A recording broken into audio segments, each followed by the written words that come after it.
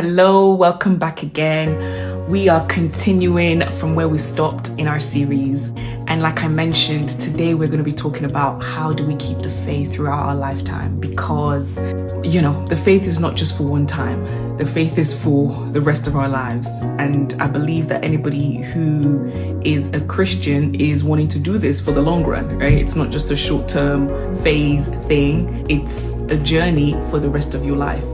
And so how do we do that becomes so important in a world where we don't see that being exemplified so often. And so I'm going to be talking about that today. So stay tuned. Let's talk about it. So I'm actually just going to summarize it first, and then I'm going to delve into what I mean. So if you want the simple summary of how to keep your faith throughout your lifetime, it's 3 things.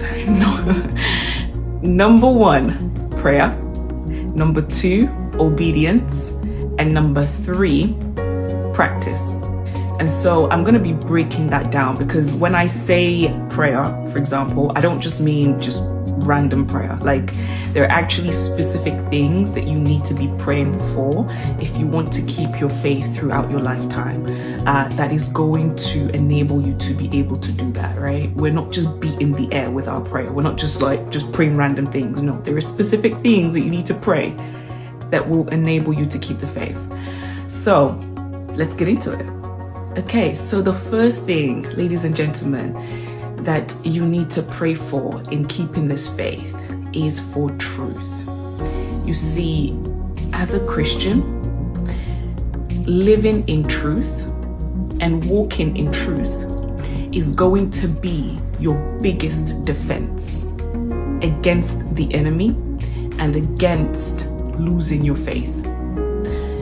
And if you know a little bit about the armor of God, you will know that truth is one of the armor. It's your belt. The truth is your belt. Now, let me tell you why this is so important. You see, Satan is the father of lies. All right? So, if as a Christian, you are walking in lies or deception, and that includes telling lies, but then also your life being a lie, okay, where you are not living in truth. What you do, how you live is not in truth. You're living in deception, you're living in hypocrisy, you're living in lies, and you're telling lies with your mouth. You are partnering with the devil, who is the father of lies. You are actually using his number 1 tool, which is lies. And I'm laughing, but it's not funny, because you see, when you partner with Satan and you use his tools, you are inviting him into your space. You are giving him legal access into your life, because you have something that belongs to him. You have something of him in your life. And that is why, if you walk in truth in your life, you are already putting a huge security gate, let me use that word, right? A huge security clearance for yourself, because Satan doesn't have a legal access in your life, because you walk in truth. You know, the word of God says the true worshippers of God must worship the Father in spirit and in truth. In spirit and in truth. The true worshippers. And so that means that truth has got to be about your life. Now, if you're not there, if you realize there are parts of your life that you're not aligned in truth, then that becomes a prayer point. And you know what? Every Christian, even if you're walking in truth, you need to pray to keep walking in truth. And that brings me to my second point, revelation. Revelation. Most Christians think that they're walking in truth. And the Word of God talks about we always thinking that our way is right. We always think that there is no evil in us. We always think that we're living righteously, unless God opens our eyes. You see, we can be saved and be born again, And there can still be so many aspects of our lives that are not in alignment with God, that are not in accordance to God's will. And God in his mercy will keep looking after you and caring for you, because the word of God says that I will never leave you nor forsake you, right? God, you don't need to be perfect before God will look after you as his children when you come into his family. But without realizing it, because of all these areas that are not in alignment with God's will, you're giving Satan access to attack in this area, in that area, in that area. And the worst part is that you don't know. And that brings me to the point where I said, my people perish for lack of knowledge. Unless the Lord opens your eyes to be able to see those areas where you are still not in alignment, where you are partnering with the devil, where you have given Satan legal access into your life, Satan is going to keep using those areas to get in, to attack you without you knowing. And you'll keep perishing because of it. You'll keep suffering the consequences because of it. And we don't know what we don't know unless God opens our eyes. Because we think we can see, but you will bear me witness that we can't see as human beings unless God opens our eyes. Have you ever been in that situation where you're looking for something and then eventually you find out that that thing was right there where you were looking for it, where you just spent the last 10 minutes or 20 minutes searching for it? And the thing was there all along, but you just couldn't see it. You just couldn't see it. And that's the way it is. And you'll keep wandering around, lost in the darkness, trying to figure out what's going on. Why are things not working out? And all the while, Satan's having a field day. Satan's laughing. Because we don't realize that there are areas in our lives where we're partnering with him. And so that's why the second most important thing after you've asked for truth, for God to help you to walk in truth, is for God to give you revelation about those areas that you were still not walking in truth in, about those areas that the enemy is gaining access into your life without you knowing.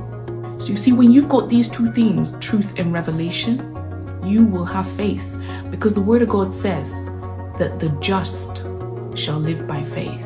When you are righteous, okay, when you don't have anything of Satan, you have to depend on God. Like, it is a default have to depend on God, because you are not using any of the enemy's tools. You're not using anything that belongs to the devil. So, for example, if you're trying to, be financially secure, well, tools of Satan is to use manipulation, is to use deception in marketing or whatever, right? Is to extort people, right? Those are all tools from the enemy. But if you say as a Christian, I'm not going to do any of that, I am going to live righteously, I am going to be just, I am going to walk in truth, well, guess what? If you want to make any success out of your business, you need to have faith, because that is the only way that you will be able to succeed. And faith comes from God. And that's just one example. That's just in the area of finance. Let's think about all the other areas of our life. The just shall live by faith. Then the third prayer point, or the third thing to pray about, ladies and gentlemen, is surrender. Surrender. You know what will take your relationship with God to the next level? It's a surrender. You see, many people are believers, they've become Christians, but they still live for themselves. God is not Lord in their lives. God is their God by salvation, but He's not their God in any other aspect of their lives. They are their own gods.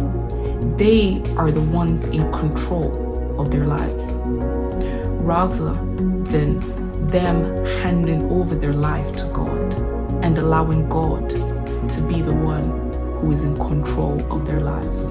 Surrendered Christians are one of the rarest things on this earth. it is very, very difficult to find a Christian who is truly surrendered to God.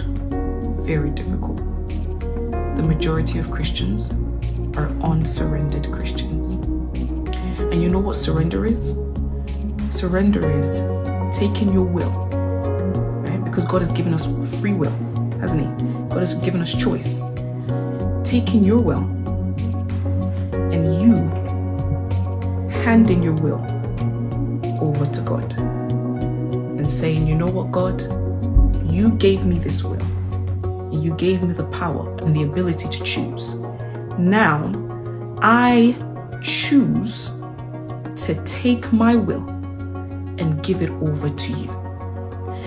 I have handed my will to you, and I am now asking you to be the one who chooses how my life goes. Woo! Not many people can do that.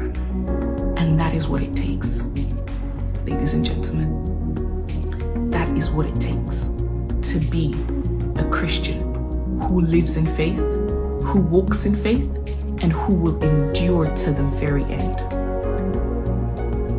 The Christians that will endure to the very end are the Christians who have surrendered their will over to God and given God the permission to run their lives. Those are the Christians that are going to survive the test of time. I'm just laying it out. Just laying it out bare. And you know, Satan has his own perverted version of that. Yeah, have you ever heard of those people that sell their soul to the devil, right? You've probably heard it in the music industry, people who have become celebrities, who have become famous. You've probably heard it in, you know, things related to the occult or secret societies or Satan worshippers, Satanists. You've heard about selling your soul, right? What those people have done is that they have handed their lives, their will, over to Satan. They have surrendered to the devil. But my question is, how many Christians have done the same thing to God? How many Christians have surrendered to God and pledged a lifetime allegiance to God and said to God that I don't live for myself any longer. Whatever you want me to do, I will do. I don't choose for myself any longer. I want you to make all the choices for me, for how my life is going to go. How many Christians have done that? You see, this is where it becomes about covenant, where you make a covenant with God that you will serve Him for the rest of your life. And when I say serve, I don't mean physical things like doing things for God. That's not what I mean. I mean that your allegiance is with God, that God is the person that you worship. Not just on the Sunday morning, you know, with your hands lifted high, but with your entire life. That you say, my life will be in alignment with you, in worship of you, in loyalty to you. That's what surrender means. And that is why I say a surrendered Christian is one of the most difficult things that you will find.